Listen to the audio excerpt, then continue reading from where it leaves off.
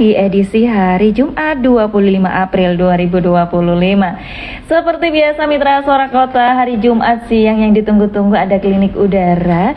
Dan seperti biasa kami akan memberikan informasi terkait dengan ini ya, informasi seputar dunia kesehatan dari RSUD Dr. Muhammad Saleh. Dan pagi hari ini udah hadir di studio narasumber kita. Aduh, saya seneng banget kalau harus ngomong sama orang cantik ini nih. Iya, oke. Kali ini ada Dr. Novita, spesialis penyakit dalam yang coba akan berbagi informasi penting buat kita semua mitra.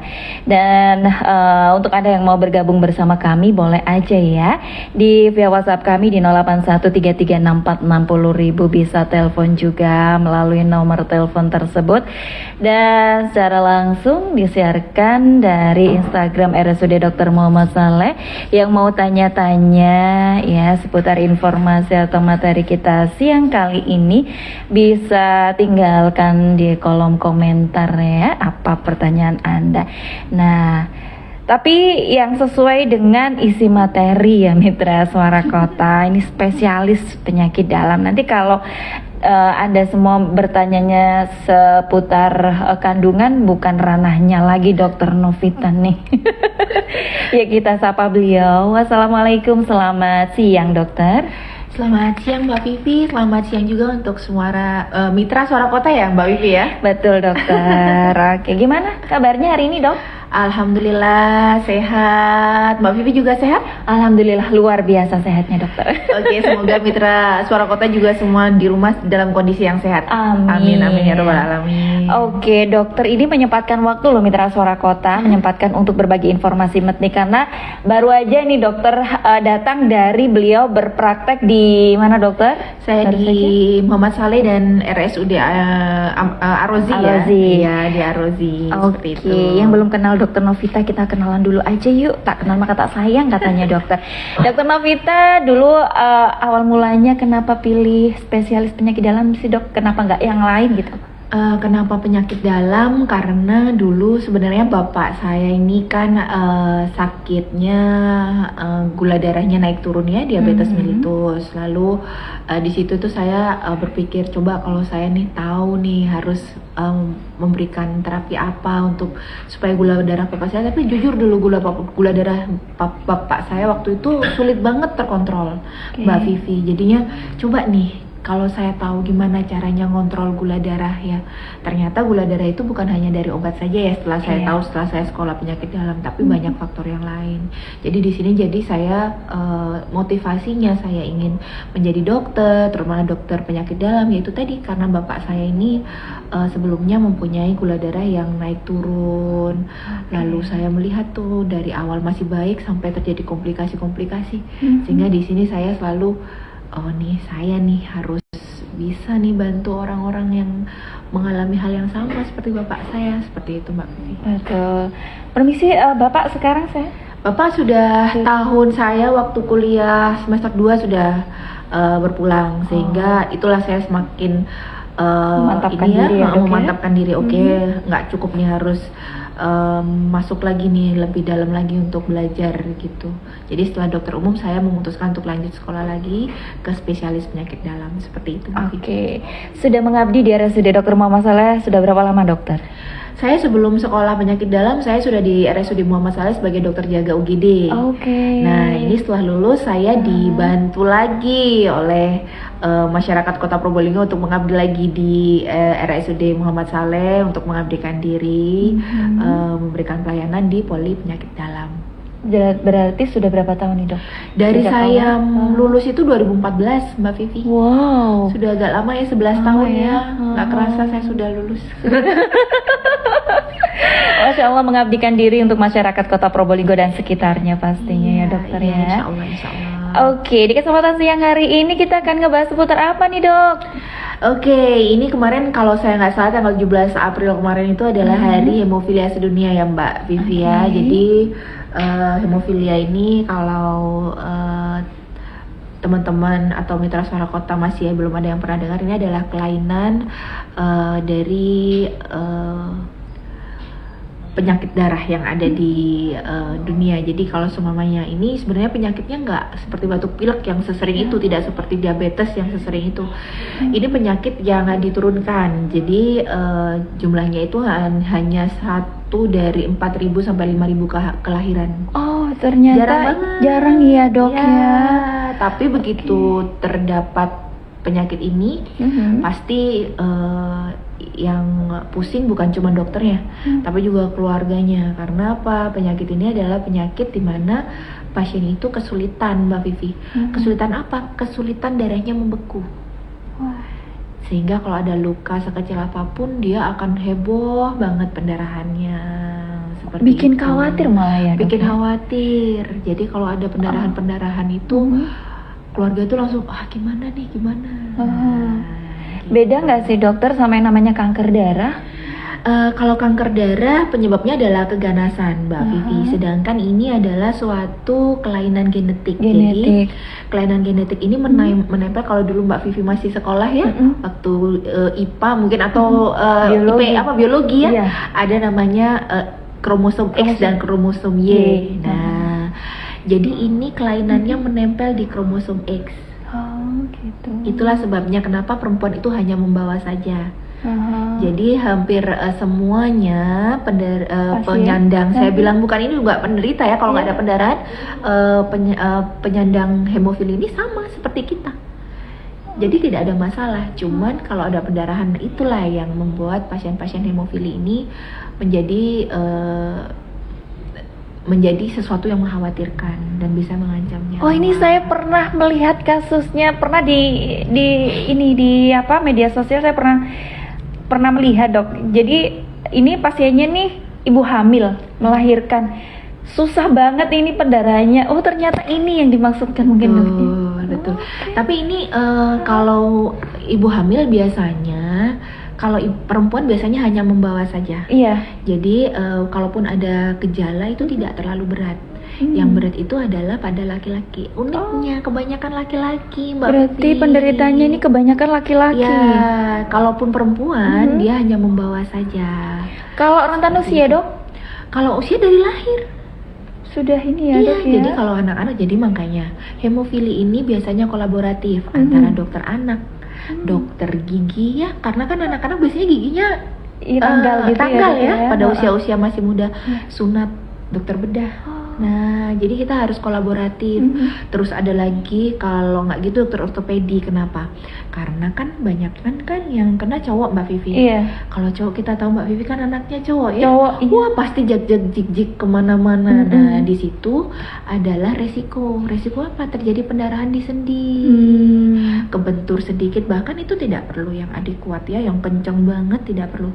Jadi yang jatuh jeduk gitu aja kadang-kadang lututnya sudah pendarahan. Oh gitu ya, Dok ya. Ini saya memang benar-benar belum pernah mendengar penyakit ini, Dokter. Ternyata semoga nanti ini setelah mengudara banyak yang tahu dan banyak yang aware ya, Mbak Vivi ya.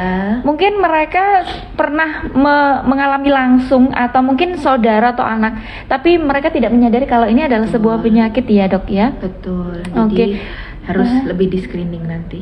Betul. Jadi ciri-cirinya seperti apa sih, Dok? Pasien dengan diagnosa hemofilia atau nanti ada pemeriksaan khusus gitu, Dok? Oke, pasien dengan hemofilia ini sebenarnya tidak seperti kelainan-kelainan darah yang lain ya, Mbak Vivi ya. Kalau kelainan darah yang lain pasiennya itu tampak pucat, dia perutnya membesar, wajahnya itu ada perubahan struktur tulang. Sedangkan kalau hemofilia ini ganteng-ganteng penyandangnya. Oh ya? Iya, tidak ada perbedaan kecuali apabila sudah ada pendarahan sendi sebelumnya, biasanya kakinya agak ada gaya berjalannya berbeda. Seperti itu. Terus biasanya ditemukan secara insidental seperti pada saat cabut gigi, pada saat sunat. Iya, jadi pada saat misalnya anak ini jatuh babras, kok nggak berhenti ya pendarahannya. Dan itu pendarahannya bukan mengucurnya itu kayak kita yang biasanya itu kok nggak berhenti, enggak, dia ngucur gitu jam sampai. Jadi hemofili ini mempunyai perkumpulan namanya perkumpulan masyarakat Hemofili Indonesia. Jadi itu adalah orang tua yang memiliki anak yang mempunyai riwayat hemofilia sebelumnya. Saya merinding loh dok, Betul. karena baru tahu ini saya dokter. Kita sebagai orang tua harus tahu benar-benar ya dok ya, Betul. mulai sejak dini. Betul, jadi ini peran orang tua itu memberikan edukasi kepada anaknya. Nak, mungkin kalau anak kecil masih belum tahu ya Mbak Iya. Vivi, ya, tapi mungkin bisa diberitahu, Mas nggak boleh jatuh ya, atau Mas kalau di sekolah pakai ini ya, pelindung sendi. Biasanya yang paling sering itu lutut Mbak Vivi, karena ini yang paling menurunkan kualitas hidup anak-anak usia pertumbuhan. Karena di situ biasanya memiliki peran anak itu jadinya kualitas hidupnya nggak baik, sulit bekerja. Padahal itu bisa dihindari. Nah, inilah peran pemerintah sekarang sudah sangat bagus ya. Saya juga berterima kasih kepada Bapak Kemenkes yang sekarang itu sudah mengakomodir ini semua. Jadi BPJS itu sudah memberikan pemberian profilaksis. Jadi sebelum pendarahan, anak-anak itu diberikan faktor-faktor pembekuan sesuai dengan kekurangannya. Jadi hemofili itu ada dua Mbak Vivi, hemofili A dan hemofili B. Oke, apa Kalau perbedaannya? perbedaannya di faktor pembekuannya. Pembekuannya, oke. Kalau di kebanyakan hampir 80% 90% itu hemofili A yang kekurangan faktor pembekuan 8. 8 itu maksudnya Faktor gimana? pembekuan 8 itu, jadi faktor pembekuan itu ada sekian belasan. Itu rating atau gimana ya dok? Bukan, jadi dia itu kayak ada pendarahan, itu ada tahapannya, dari Levelnya pemerdarahan, gitu. dia pembentukan benang-benang fibrin, Oh, gitu. ya. Dari benang-benang fibrin ada clotting, jadi clotting itu dia pembeku darahnya. Nah, itu melewati beberapa fase pembekuan darah. Nah, di sini ada faktor 8 yang hilang dan faktor 9 pada hemofili B. Oke. Seperti itu, Mbak Vivi. Kalau yang B dokter? Kalau yang B sama manifestasinya, Aha. sama-sama pendarahan, cuman faktor pembekuannya berbeda yang hilang. Berbeda. Kalau yang B itu faktor 9, sedangkan yang faktor A faktor 8. Seperti itu. Nggak jauh beda sebenarnya ya dokter Nggak jauh ya? beda, tapi challengingnya adalah nggak semua daerah punya pemeriksaannya Mbak Vivi. Kalau di kota Probolinggo Kalau sendiri? di kota Probolinggo belum ada, kita harus merujuk pasien ke Malang atau ke Surabaya. Oke. Seperti itu. Kalau di kota Probolinggo sendiri untuk pasien hemofilia ada nggak sih dok? Kalau saya kemarin itu koordinasi dengan HMHI yang ada di sini, Himpunan Masyarakat Hemofili Indonesia, itu ada 3 atau 4. Itu yang terdeteksi ya dok ya? Itu yang terdeteksi. Wih, ganteng-ganteng anaknya Mbak Vivi. Betul. Yang di kabupaten kalau saya nggak salah 3, yang di kota 1. Itu masih anak-anak ya dok? Dewasa muda, yang 1 masih anak-anak. Oke. 3 masih dewasa muda. Jadi sebenarnya kalau dari Secara fisik secara nggak Iya. ada bedanya. nggak ada beda Cuman ya? ada yang ini sudah ada pendarahan sendi, tapi semoga tidak berat ya, bisa dikoreksi. Jadi pendarahan sendi karena sudah rutin melakukan pencegahan pendarahan, sehingga kalau ada pendarahan mungkin tidak berat ya. Semoga adik-adik yang hemofili dan mengalami cedera di sendinya itu segera baik. Tidak mengalami pendarahan yang terlalu berat, supaya laki-laki loh Mbak Vivi kan Iya. kepengen main bola. Iya ya. benar, akhirnya terbatasi aktivitas mereka karena ini bisa dicegah nggak sih dokter, mungkin saat kehamilan, sehingga masyarakat ini lebih oke, saya memang mungkin ada genetik hemofilia, tapi bagaimana untuk meminimalisir supaya nggak kejadiannya seperti ini gitu, ada nggak? Ada Bisa sebenarnya ya? itu namanya premarital screening. Kalau Jadi di sini sebelum- kita tidak sebelum menikah. Sebelum menikah. Iya, jadi Oke. dipastikan dulu kalau seorang ibu itu seorang pembawa, sebaiknya tidak dengan pasien yang sama-sama hemofili. Oh gitu. Iya, jadi bisa jadi nanti dicari ininya dari apa istilahnya, Silsilah keluarganya. Kalau semamanya nanti ibu ini pembawa hemofili, jadi dilihat nanti ke atasnya, ada saudaranya yang laki-laki yang meninggal karena pendarahan atau apa, nanti itu bisa diminimalisir. Tapi kalau sudah terkena hemofilia sulit, karena memang itu adalah yang diturunkan, jadi dari kecil sudah diberikan. Oke, jadi nggak bisa untuk harus mengkonsumsi asam folat lebih ini atau gimana dalam ininya dok? Sekarang kalau terapi hemofilia itu Hmm. kita fokus kepada mencegah pendarahannya. Oke, berarti tidak bisa dari faktor luar misalnya untuk memperbaiki pola makan, pola hidup kayak gitu? Karena ini bukan saya sampaikan lagi, ini bukan penyakit. Iya ya, betul Ini dokter. kelainan genetik. Ini kelainan genetik, Iya. iya yang dibawa sejak Betul. orok ya. Itu sudah, iya betul.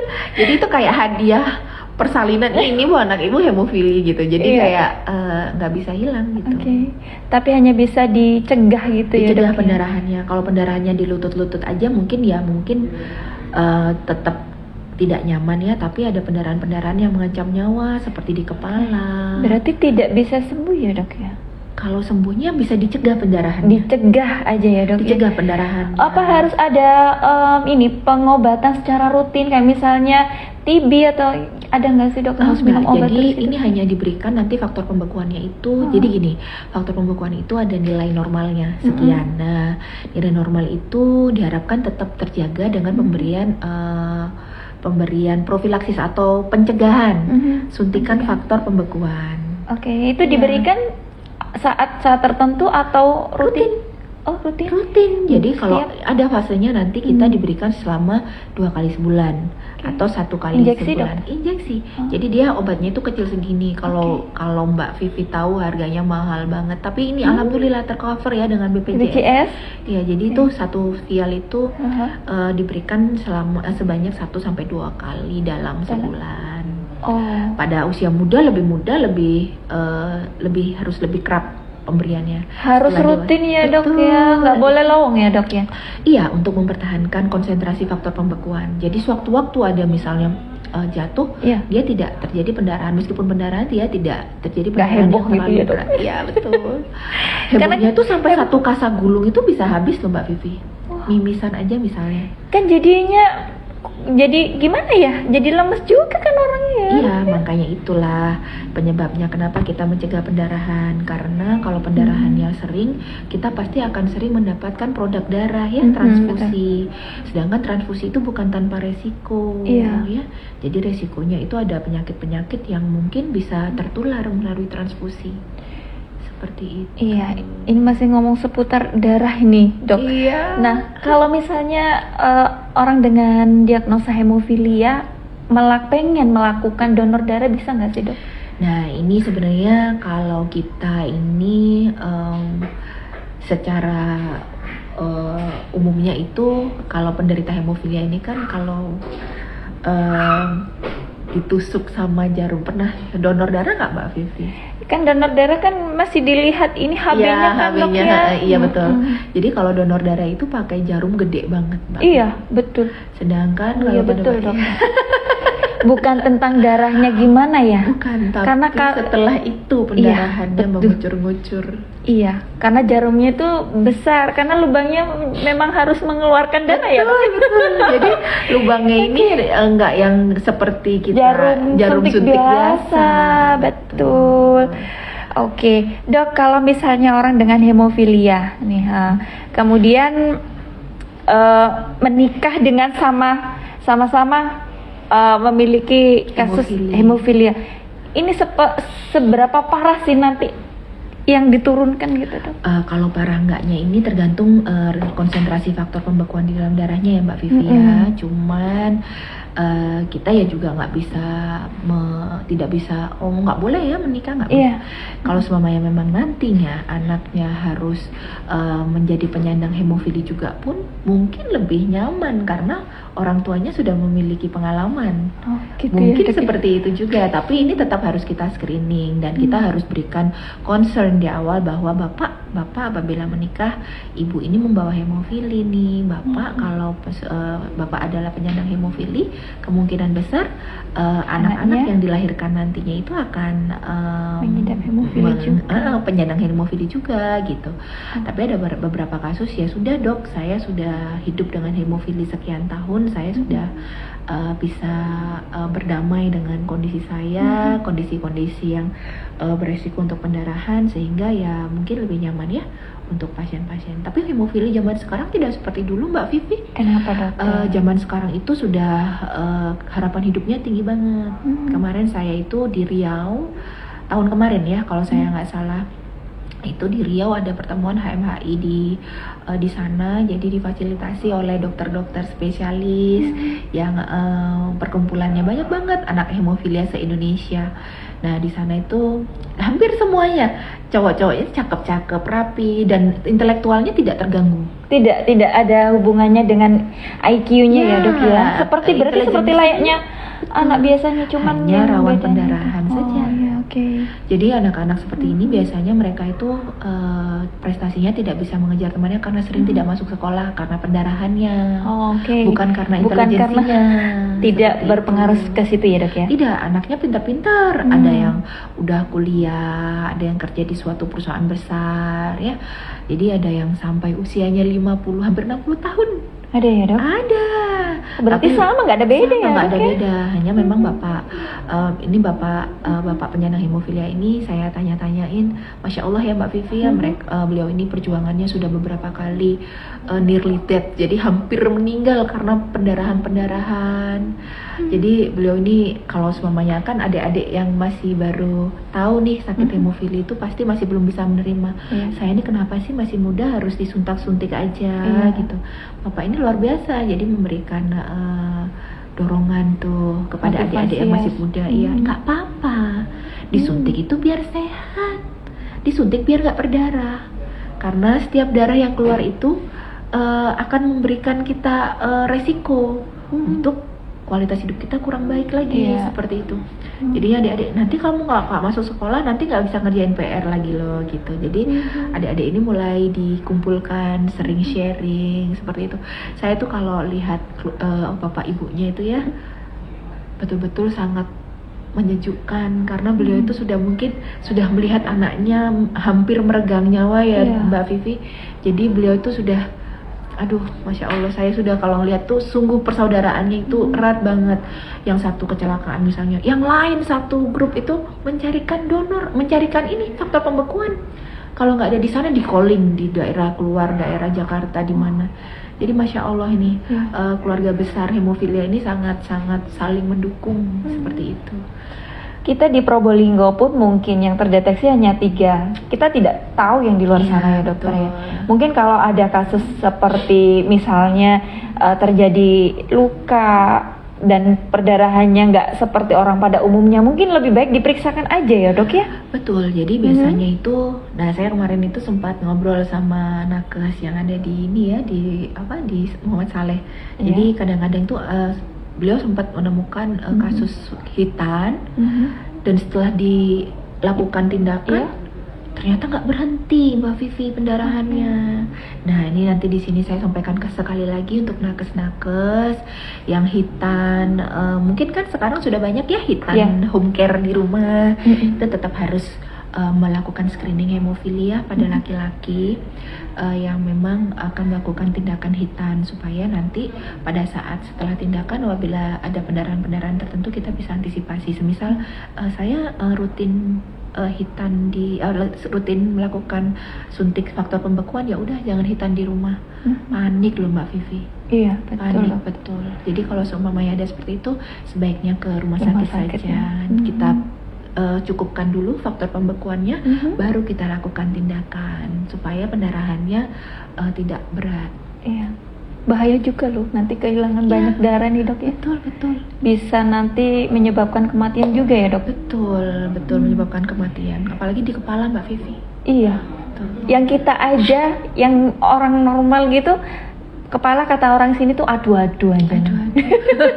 Maksudnya perdarahannya tuh ini bikin panik, Betul. apalagi yang punya ini diagnosa hemofilia ini ya Betul, dokter ya. betul. Dok, ini hemofilia ini kalau bisa menyebabkan ini nggak sih komplikasi pada penyakit lain dokter, atau mempengaruhi organ-organ yang lain dokter? Kalau organ-organ yang lain selama anemianya segera terkoreksi, Iya. pendarahannya segera berhenti, sepertinya tidak ya Mbak Vivi. Biasanya itu kalau anemianya tidak terkoreksi lama, jantungnya mengkompensasi. Oh, gitu. Ukurannya agak besar Hmm. itu. Yang kedua, kalau ada pendarahan lutut tidak diatasi, biasanya secara ortopedi terganggu, Iya. gerakan sendi, otot pasti terganggu. Lalu dia akan mengganggu struktur tulang belakang dan lain sebagainya. Itu. Lalu penggunaan produk darah juga, jadi kita banyak resiko. Jadi kadang-kadang produk darah itu digunakan dalam jumlah yang sangat besar, sehingga saya nggak bisa bilang screeningnya yang kurang baik ya. Cuman ada beberapa kondisi resiko masih bisa ditularkan dari transfusi darah. Resiko-resiko penyakit yang menular dari darah itu masih bisa ditularkan. Oke, rentan banget ya dokter ya. Betul. Oke, kalau misalnya nih, berarti kalau misalnya butuh transfusi darah, orang hemofilia ini carinya itu yang spesifik khusus atau enggak sama saja gitu?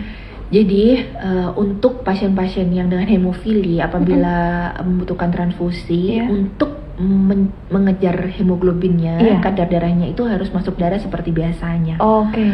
Tapi untuk mengurangi beratnya pendarahannya, itu ada namanya cryoprecipitate. Itu ya. Jadi ada khusus.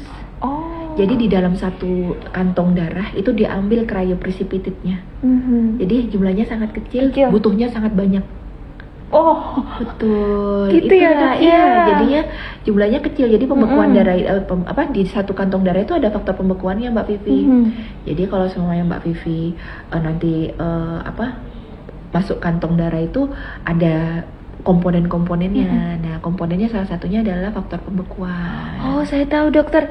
Karena di PMI sini tuh udah punya alatnya untuk memecah itu semua dokter. Betul, di PMI Oh, sini udah Salah mantep satunya banget. itu ini ya dokter ya, Cryo disampaikan namanya. cryo. Oke. Cryo Jadi precipitate. ini ada komposisinya memang darah itu terus Betul. kemudian terpisah Betul. gitu. Butuh banyak darah dokter kalau gitu ya, Betul. Dok, ya. Jadi kalau seperti itu, wah semua satu keluarga itu pasti sudah bahu membahu. Iya. Cari donor, cari donor. Saya itu dulu sering waktu masih sekolah dibutuhkan darah golongan ini untuk ini resus ini. Jadi untuk ini usia segini kan biasanya Iya. kalau orang masih muda itu kan terketuk hatinya kalau pasiennya masih muda. Muda. Sedangkan hemofili ini Betul. kan pasiennya muda-muda ya. Mbak. Iya, betul dokter. Jadi saya betul-betul saya merasakan tuh dulu mencarikan darah untuk pasien-pasien hemofili. Jadi pasien yang saya pegang itu dulu adalah pasien usia muda, dewasa muda, sekitar 19 tahun, naik sepeda jatuh dan patah tulang. Wah, itu saya sudah, kita panik setiap hari, kita jaga itu selalu pegangin kakinya tuh supaya pendarahannya nggak bengkak. Jadi dibebat, ganti lagi kasanya, ganti lagi. Betul-betul. Itu berhentinya bisa pakai injeksi apa, obat tertentu atau apa ya dok? Iya, jadi nanti diberikan faktor pembekuan. Untungnya saat itu kan saya masih sekolah di Malang ya, ada faktor pembekuannya tersedia, sehingga tidak terlalu lama pendarahannya dan selalu bisa langsung dilakukan operasi. Bahaya ya dok ya? Bahaya banget. Mengancam nyawa loh ini. Betul, mengancam nyawa. Apalagi di paha, pendarahan di paha itu nggak main-main. Pendarahannya bisa sampai 4 liter. Wah, Ya, seperti itu dokter. betul. Ngeri ya dok ya? Iya, jadi ini benar-benar ngeri sedap ya. Jadi memang Iya. pasien-pasien hemofili ini jarang terdeteksi. Tapi kalau memang ada pendarahan yang tidak berhenti, tidak normal, tidak wajar, boleh dikonsultasikan. Oke, nanti kalau udah dikonsultasikan nih dok, tahapan apa saja yang harus pasien ini lakukan sebelum nanti didiagnosa, oh ya memang benar-benar hemofilia nih, kayak Oke. gitu. Ada pemeriksaan laboratorium atau gimana dok? Pasti, jadi nanti kita selain pemeriksaan fisik ya, jadi Ya. kita cek dulu persendian dan lain sebagainya, kita akses dulu kondisinya. Lalu setelah itu kita lihat fungsi pembekuan darahnya. Setelah fungsi pembekuan darahnya ada pemanjangan, baru nih, oh ini ada resiko nih terhadap hemofili, baru kita cekkan faktor pembekuan apa yang kurang. Baru kita rujuk ke Malang atau ke Surabaya. Oke. Seperti itu. Kemudian di sana ditindak apa lagi nih dok? Kalau Biasanya? memang faktor pembekuannya memang kurang, ya. tidak adekuat untuk melakukan pembekuan darah, maka ya kita harus melakukan profilaksis. Apa itu dok? Profilaksis itu adalah pencegahan. Pencegahan Oke. itu pemberian faktor pembekuan darah tanpa adanya pendarahan. Oh. Jadi meskipun tanpa pendarahan kita harus tetap memberikan faktor pembekuan. Oh, oke. Gitu. Jadi kalau seumpamanya pasien itu sewaktu-waktu ada pendarahan, itu memiliki faktor pembekuan yang adekuat, yang cukup untuk melakukan penghentian darah. Seperti itu. Jadi rutin untuk ini aja ya dok ya, rutin untuk melakukan terapinya itu tadi ya dok ya. Profilaksis itu pencegahan, terapi Pencegahannya. pencegahan. Karena pada saat kita nanti tidak melakukan pencegahan, sewaktu-waktu ada pendarahan, ini akan lebih besar kebutuhannya.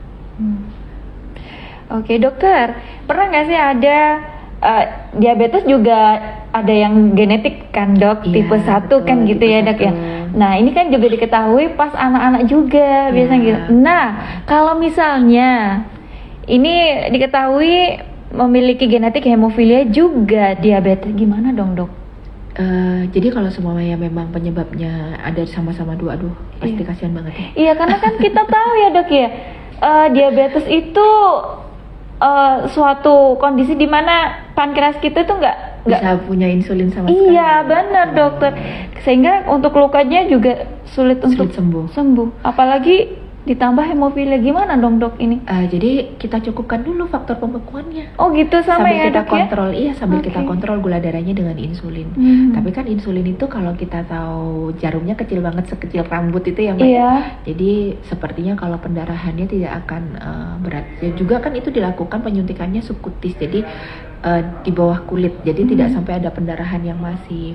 Itu bisa-bisa saja, cuman memang tetap akan ada resiko. Misalnya pendarahan apa sih Mbak? Kalau Mbak bilang itu yang Apa itu? biru-biru di tangan itu apa sih namanya Mbak? Kalau di orang Madura sini Iya. bilangnya itu bedeng dok, bedeng. Memar bilangnya ya, memar gitu kan, Dok, ya? Betul, memar. Jadi memar biru-biru gitu. Mungkin seperti itu. Cuman ya memang tidak bisa lebih cepat hilangnya daripada orang tanpa hemofilia. Oh seperti itu ternyata. Nah satu lagi nih dok, ini sudah tahu nih hemofilia, tapi kita tidak bisa menghindari yang namanya mungkin demam berdarah. Nah ini gimana nih dok kalau kasus kayak gini dok? Nah, itulah kalau seumpamanya kita sudah rutin melakukan profilaksis, kita akan sama aja kok. Sama aja ya, Dok? Seperti orang dewasa tanpa hemofilia. Oke. Cuman kalau memang trombositnya lebih rendah, itu kan lebih mudah terjadi pendarahan. Itu mungkin ada pendarahan yang harus kita jaga-jaga supaya nggak sangat ini. Jadi benar-benar kita itu kalau semuanya ada pasien hemofilia demam atau apa, itu kita harus betul-betul screening pendarahannya. Nggak ada gusi berdarah, bilang nggak ada, kita harus lihat gusinya tuh. Oh nggak percaya ya? Iya. Kita memang harus benar-benar lihat lihat gusinya. Nggak ada pendarahan saluran cerna, kita benar harus lihat tuh dari pemeriksaan ininya, colok dubur. Ini duburnya ada sisa pendarahan nggak gitu. Iya. Jadi benar-benar kita harus betul-betul menjaga tuh supaya kalau ada pendarahan itu segera teratasi. Jadi di situ kalau semuanya trombositnya sampai rendah banget, kita bisa cegah dengan trombositnya dinaikkan atau faktor pembekuan darahnya juga kita berikan secara simultan seperti itu. Oke, berarti kalau yang misalnya untuk pencegahan saja mengetahui hemofilia udah ada nih diderita sama dirinya. Oke. Kemudian diantisipasinya adalah penyuntikan atau injeksi Faktor pembekuan. Faktor pembekuannya itu sebulan 2 kali kan dok? Iya. Nah kalau misalnya harus ada tindakan nih dok, itu seberapa sering ini melakukan? Kalau tindakan, Iya tindakan. Kalau misalnya kayak tadi patah Iya, tulang, itu butuh banyak banget. Banyak. Berarti itu dibutuhkan tuh berapa sekian ratus unit per kilogram berat badan.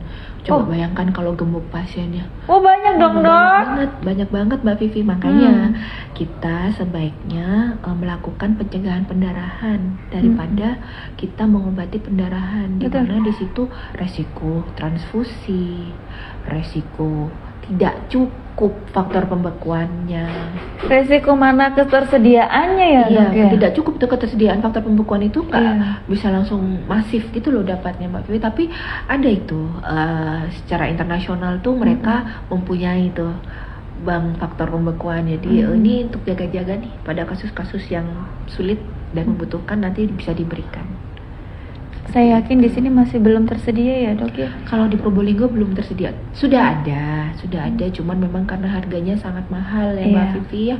Jadi kalau diberikan dalam jumlah yang besar itu tidak disediakan. Mungkin kalau memang ada yang order, mungkin mungkin bisa. Cuman kalau dalam jumlah yang besar tidak, mungkin tidak ready pada saat itu juga. Nah ini tidak ready pada saat itu juga, dan saat itu juga dibutuhkan. Nah ini dia betul. yang Itulah, jadi masalah. kita harus punya nih sistem rujukan yang baik. Jadi tahu hemofili, tek ada pendarahan, tek langsung rujuk di sana, langsung terima, sudah ada faktor pembukaan langsung diberikan. Jadi sudah ada semoga ya nanti respon cepat seperti ini bisa terjadi lebih cepat lagi selanjutnya, supaya penanganan pendarahannya bisa cepat dilakukan. Oke, jadi pada intinya orang dengan kasus hemofilia ini sama seperti orang-orang pada umumnya. Akan tetapi jika terjadi sesuatu mungkin pendarahan. Nah ini yang dikhawatirkan adalah ini tadi ya dok, ya. Tidak diharapkan itu tadi. Nah itu dia. Kalau sudah tahu enak nih dok, punya nanti saya kalau seperti ini berarti saya harus seperti ini kan gitu. Nah kalau yang nggak tahu ini susah. Nah dok, untuk mengetahui secara sederhana lah dok ya, fisik atau ciri-ciri khusus lah. Oke, kalau ciri-ciri khusus saya sudah bilang ya tadi, secara fisik nggak ada. Fisik nggak ada ya dok ya. Ganteng-ganteng pasien hemofili ini. Cuman kita itu selalu memberikan sharing ya. Jadi sharingnya itu anak-anak dan dewasa muda dengan hemofili itu selalu memiliki kartu khusus. Jadi saya nama siapa, saya rutin kontrol di sini, saya memiliki riwayat hemofilia A atau B, saya golongan darah saya apa, dan saya siapa dokter yang ini kan. Jadi itu bisa mempercepat screeningnya. Jadi kalau masih anak-anak biasanya kita berikan kalung atau ini ya penanda. Kalau seumpamanya ini kita bisa konsultasikan dengan gurunya bahwa anak ini memiliki kondisi seperti ini. Lalu untuk dewasa mungkin bisa ditaruh di dompet sebagai tanda pengenal. Biasanya ada yang ditempelin di KTP Mbak Vivi. Jadi di balik KTP-nya itu ditempelkan saya hemofilia A atau B, rutin melakukan profilaksis di rumah sakit apa dengan dokter siapa. Seperti itu. Dokter, kalau anak sering mengalami mimisan, apa termasuk ini ke dalam kriteria hemofilia atau perlu ada pemeriksaan, atau ini salah satu tanda dokter? Mimisan, baik. Mimisan ini banyak ya Mbak Vivi penyebabnya. Bisa dari pembuluh darah dan non pembuluh darah. Jadi bisa karena pembuluh darahnya yang pecah, misalnya anak-anak itu melakukan eksplorasi dari hidungnya ya, biasanya main-main jagung dimasukin terus gitu ya, banyak Mbak Vivi itu. Lalu ada juga yang karena memang demam tinggi sehingga terjadi kondisi mimisan. Apabila mimisan ini pasti hemofilia dok? Belum tentu. Jadi apabila memang mimisannya ini, kecuali mimisannya masif ya, masif dalam artian pendarahannya itu nggak wajar, ngucur, terus udah ditampon masih ngucur aja, tamponnya pun masih basah dengan darah, mungkin bisa diperiksakan apakah ini benar-benar hemofilia. Kalau memang hemofilia ya memang mimisan pun harus diberikan terapi. Seperti itu supaya pendarahannya segera berhenti. Ini juga ada pertanyaan kan dok, anaknya usianya 5 tahun, sering mengalami mimisan tanpa ada sebab kayak gitu dok. 5 tahun cewek atau cowok? Cowok. 5 tahun cowok. Dilihat dulu mimisannya ini terus menerus atau tidak pendarahannya. Kalau pendarahannya bisa dihentikan sesaat, berhenti, maka mungkin bukan hemofilia. Tapi kalau seumpamanya nanti ditampon, dilakukan eksplorasi pendarahannya, dilakukan terapi pendarahannya berhenti ya mungkin bisa jadi karena anaknya demam atau ada terbentur trauma di hidung, atau sebelumnya ada eksplorasi misalnya ngupil atau apa gitu ya Mbak Vivi ya. Jadi kalau seumpamanya berulang ya harus kita menemui dokter anak supaya dicari nih penyebabnya. Dia penyebabnya dari pembuluh darahnya atau di luar pembuluh darahnya. Ini sampai satu ini loh dok, habis katanya. Satu kotak tisu itu habis. Sebaiknya dibawa periksa deh Mbak Vivi. Dan sering ini dok. Waduh. Harus mulai diperiksakan. Kalau seumpamanya sering dan dilakukan hanya dianukan tisu aja, khawatir anemia anaknya. Iya. kehilangan banyak Kehilangan darah, ya, Dok. Jadi sebaiknya dibawa periksa, nanti entah ke dokter anak, nanti diberikan rujukan ke dokter THT apabila mungkin butuh eksplorasi di area telinga, hidung dan tenggorokannya, ataupun ada penyebab-penyebab yang lain, misalnya sering demam naik turun atau terbentur bentuk rongga hidung yang miring itu juga bisa menyebabkan. Iya, jadi nanti biar dievaluasi oleh dokter anaknya, apakah ini mengarah ke hemofili atau Hanya ini kelainan biasa yang ya. lainnya. Oke dokter, karena waktu juga membatasi pertemuan kita, sebenarnya saya nggak pengen pisah dulu nih sama dokter Asik ya. banget ya kita begini ya Mbak Vivi ya. Seru banget ya.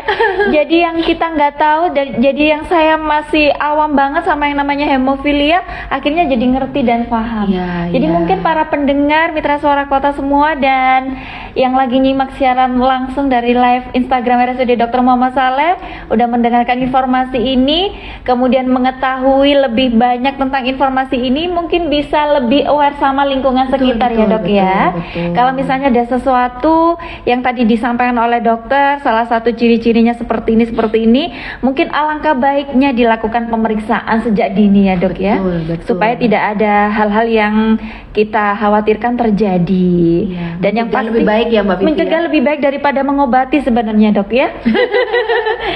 Oke dokter, mungkin ada closing statement kita, rangkuman dari materi kita siang hari ini dok. Oke, closing statement saya tetap ya, untuk penyandang-penyandang hemofili semangat, karena pada dasarnya kalian hebat.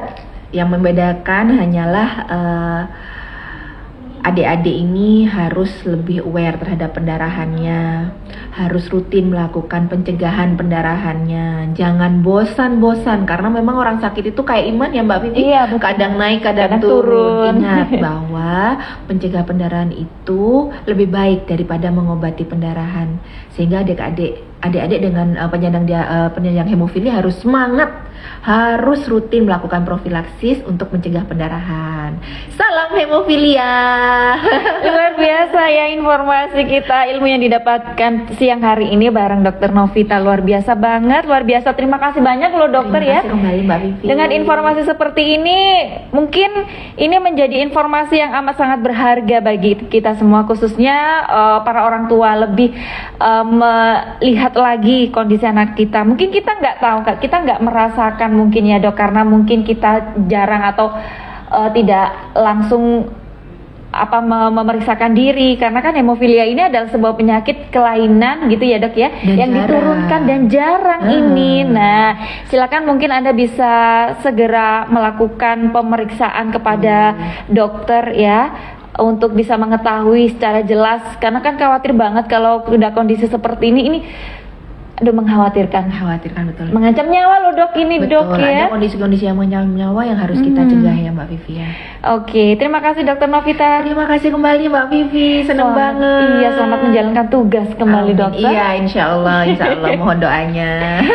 Oke Mitra Suara Kota, itu tadi bincang-bincang kita dalam ruang dialog interaktif klinik udara bersama RSUD Dr. Muhammad Saleh, dan semoga bermanfaat informasi yang kita dapatkan siang hari ini. Dan saatnya saya Vivi pamit undur diri sejenak dari ruang dengar Anda. Terima kasih atas kesetiaan juga kebersamaannya. Mohon maaf kalau ada salah-salah kata ya. Akhir kata, selamat siang, selamat beraktivitas. Wassalamualaikum warahmatullahi wabarakatuh.